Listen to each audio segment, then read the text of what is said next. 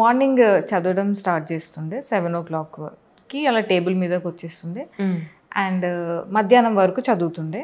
And ఈ study ఏవైతే ఉన్నాయో నేను 1 hour ఇంటర్వెల్స్లో చదువుతుండే. 1 hour చదివి 10 minutes బ్రేక్, 1 hour చదివి 10 minutes బ్రేక్. ఇది అయిపోయాక మధ్యాహ్నం లంచ్ చేసి కొంచెం రిలాక్స్ అయ్యి మళ్ళీ 2 o'clock అట్లా స్టార్ట్ చేస్తుండే. మేబీ 2 నుంచి 5:30 వరకు. కొంచెం మధ్యాహ్నం అయ్యేసరికి మళ్ళీ ప్రొడక్టివిటీ తగ్గుతుంది. మళ్ళీ బ్రేక్స్ తీసుకుంటూ చదువుతుంది. మోస్ట్లీ 5:30-6 కల్లా మూసేస్తాను. ఇంకా దాని తర్వాత బ్యాడ్మింటన్ ఆడడానికి వెళ్తాను, లేదా నా పెట్తో రన్నింగ్కి వెళ్తాను. ఈవినింగ్ కుక్ చేస్తుండే ఇంట్లో. సో ఇలా ఒక sense of balance I found. కానీ కంటిన్యూస్గా day by day consistent maintain చేయగలిగారు మీరు? ఐ థింక్ ఈ ఎగ్జామ్కి అదే కీ. కన్సిస్టెంట్గా మీరు 6 hours చదివినా ఓకే, బట్ ఎవ్రీడే అందులోంచి బయటకు రావద్దు. మేబీ అట్లా న్యూరల్ కనెక్షన్స్ ఏమైనా ఫామ్ అవుతాయేమో. సో ఆ కన్సిస్టెన్సీ అనేది I feel is very important. So మనం ఎప్పుడు కన్సిస్టెంట్గా ఉంటాం, కొంచెం బ్యాలెన్స్డ్ టైం టేబుల్ ఉన్నప్పుడే కదా. 14 hours ఈరోజు చదివితే రేపు ఎలా చదువుతాం మళ్ళీ. నిజం. సో మీకు 6 hours అయితే 6 hours చదవండి, 8 hours అయితే 8 చదవండి, 4 అయితే 4 చదవండి, బట్ ఎవ్రీడే చదవండి. సో ఇప్పుడు నెక్స్ట్ మెయిన్స్కి ప్రిపేర్ అయ్యే వాళ్ళకి కొన్ని టిప్స్ అనండి, మీ నుంచి కొన్ని పాయింట్స్ ఏమైనా చెప్తారేమో. ఫస్ట్ థింగ్, మెయిన్స్ని మీరు ఎంతసేపటికి ఇది ఒక ఎగ్జామ్, నాకు మార్క్స్ ఎట్లా రావాలి.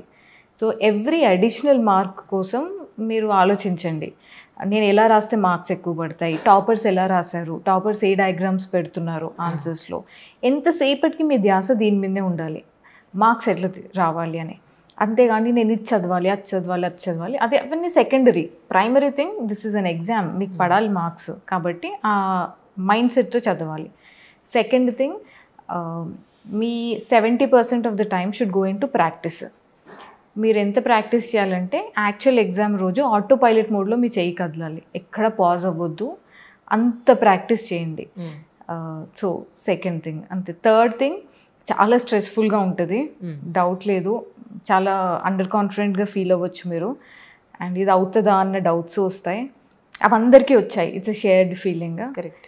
సో కొంచెం ఏమైనా ఆడటం కానీ, ఏమైనా స్పోర్ట్స్, లేదా మీకు నచ్చింది చేయడం, అప్పుడప్పుడు సినిమా చూడడం, ఏమైనా చేసి స్ట్రెస్ని మేనేజ్ చేసుకోండి. సో దట్ ఒక సెన్స్ ఆఫ్ బ్యాలెన్స్తో మీరు ఎగ్జామ్ హాల్కి వెళ్ళొచ్చు. ఇప్పుడు మీ ఇంట్లో ఒకవైపు మీ బ్రదరు ఉన్నారు, నాన్నగారు ఉన్నారు పోలీస్ డిపార్ట్మెంట్లో, ఇప్పుడు your IAS officer right now. అమ్మ ఫీలింగ్స్ ఏంటి ఇప్పుడు right now? Actually she is very happy. My mother actually me fan.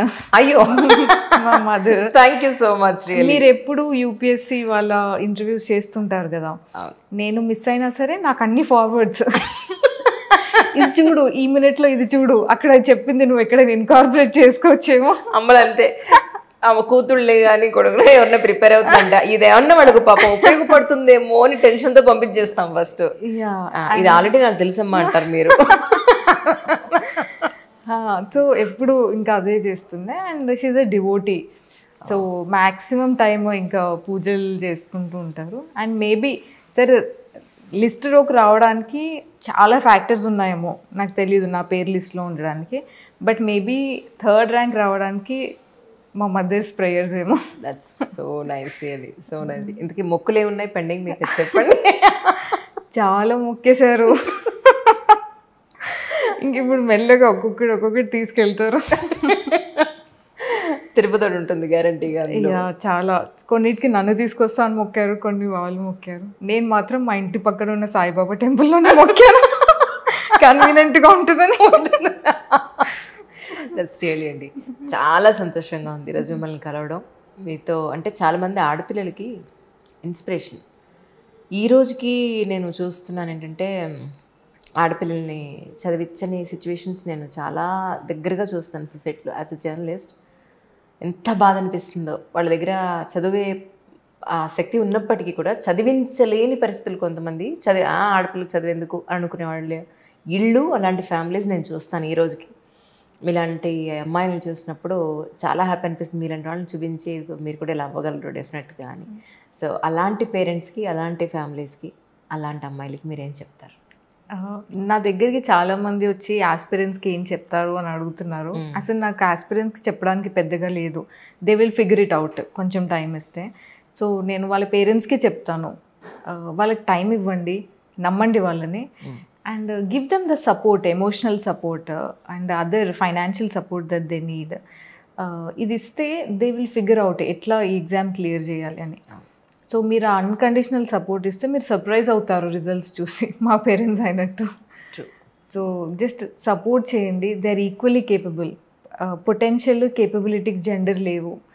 Me sun ఎంత మిమ్మల్ని ప్రౌడ్ చేయగలరో డాటర్ కూడా ఈక్వల్లీ అంతే కేపబుల్ అది చేయడానికి, provided you give the support.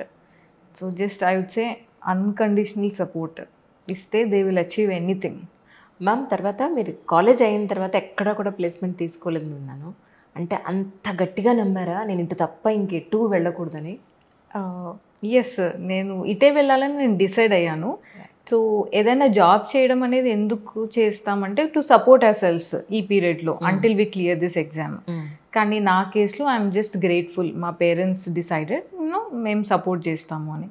So దాని తర్వాత కూడా నేను ఏదైనా జాబ్ చేసుకుంటూ చదువుతాను అంటే మై పేరెంట్స్ లైక్ పర్లేదు నువ్వు చదువుకో, వి విల్ సపోర్ట్ యూ, నువ్వు ఎట్లాగో ఇంట్లోనే ఉంటున్నావు, సో కాబట్టి మేము సపోర్ట్ చేస్తామని అంటుండే. అండ్ మై ఫాదర్ చెప్తుండే, నీకు యూపీఎస్సీకి చదువుకున్నాక టైం మిగిలింది అనిపిస్తే you work on your self. నువ్వు బయట వెళ్ళి పనిచేసే బదులు నిన్ను నువ్వు ప్రాజెక్ట్ లాగా చూసుకో, డెవలప్ యువర్ పర్సనాలిటీ, స్పోర్ట్స్ ఆడడం కానీ you develop as a holistic person, దాని మీద వర్క్ చేయి అన్నారు. సో అందుకని నేను సివిల్స్ డైలీ క్లాసెస్ తీసుకున్నారని చెప్పని విన్నాను, అదెందుకు చేశారు మరి? యాక్చువల్లీ నేను క్లాసెస్ తీసుకోలేదు, అక్కడ కాపీస్ చెక్ చేశాను. రైట్. ఇది ఎప్పుడు అంటే నేను చెప్పాను కదా 4th అటెంప్ట్లో నా ప్రిలిమ్స్ అవ్వలేదు, దాని ముందు అటెంప్ట్లో ఇంటర్వ్యూ క్లియర్ అవ్వలేదు. సో అది నా lowest of the low face. అప్పుడు నేను చాలా ఎక్స్ట్రీమ్లీ అండర్ కాన్ఫిడెంట్ ఉండే, అసలు నాతో ఏమైనా అవుతుందా అని క్వశ్చన్ చేస్తుండే. అండ్ ఆ టైంలో ఐ వాంటెడ్ సంథింగ్, ఏదైనా చేసి I wanted to tell my self that I'm useful. So అందుకని నేను సివిల్స్ డైలీ టీమ్ని రీచ్ అయ్యాను. ఇదిగో ఇది నా హిస్టరీ, నా రెజ్యూమే పంపించాను. So do you have any position మీ దగ్గర అంటే they were kind enough to give me a position. So అందుకని నేను అక్కడ ఒక 6-7 months ఐ వర్క్డ్. దాని ద్వారా నాకు అక్కడ ఉన్న కొన్ని స్టూడెంట్స్తో ఇంటరాక్ట్ అయ్యే ఆపర్చునిటీ వచ్చింది. అండ్ ఈవెన్చువల్లీ ఇంకా I got out of that face. దాని తర్వాత నేను మళ్ళీ ఆపేసాను. ఈ 5 ఏళ్లలో ఎప్పుడన్నా బద్ధకం వచ్చి లేటుగా లేచి చదవకుండా అలా పడుకున్నప్పుడు, లేదా అంత డిప్రెషన్లో ఉన్నప్పుడు, వాళ్ళు ఏం చదవను నాకు అసలు ఏం చదవాలంటే ఎప్పుడైనా అమ్మ చేత తిట్లు తిన్నారా? ఇవైతే ఉన్నాయి ఇలాంటివి. అంటే నాకు అప్పుడప్పుడు చదవబుద్ధి కాక సమ్హౌ డిమోటివేట్ అయ్యి ఇంకా బుక్స్ పక్కన పెట్టాలని అనిపిస్తుంది. అండ్ మా పేరెంట్స్ దాన్ని ఎప్పుడూ ఏమీ అనలేదు. ఇన్ఫ్యాక్ట్ మా మదర్ ఎప్పుడు నువ్వు అసలు ఇంకేదైనా బయటికి వెళ్ళు, అందరు అమ్మాయిలా ఉండు, షాపింగ్కి వెళ్దాము ఇలా అంటుండే. క్వైట్ ఆపోజిట్ మా మదర్.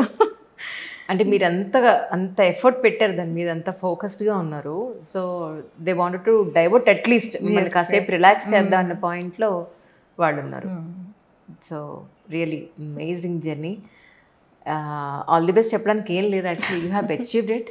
ఒక్కటే ఏంటంటే మీరు ఏ జిల్లాకి అయితే మీరు పోస్టింగ్ వస్తుందో అక్కడ ఇది ఖచ్చితంగా చేయాలనుకున్న పనులు అని అంటే ఏం చెప్తారు?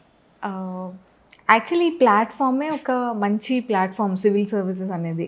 నన్ను ఏ పొజిషన్లో పెట్టినా if I give my best I think మంచి అవుట్కమ్స్ వస్తాయి. సో నా goal to give my best and be my best and కంటిన్యూస్గా లెర్న్ చేసుకుంటూ ఉండాలి. I don't ever want to stop learning. So అట్లా నన్ను నేను ఇంప్రూవ్ చేసుకుంటూ I want to give my best ఎక్కడ ఇచ్చినా ఏం చేసినా. ఉమాహారతి గారు, ఏ జిల్లాకు వెళ్ళినా లిటరలీ మీరు పడ్డ కష్టానికి మీ ఇంట్లో ఉన్న ఎన్విరాన్మెంట్కి జెన్యూన్గా వర్క్ చేస్తారని మా అందరికీ నమ్మకం ఉంది. Thank you.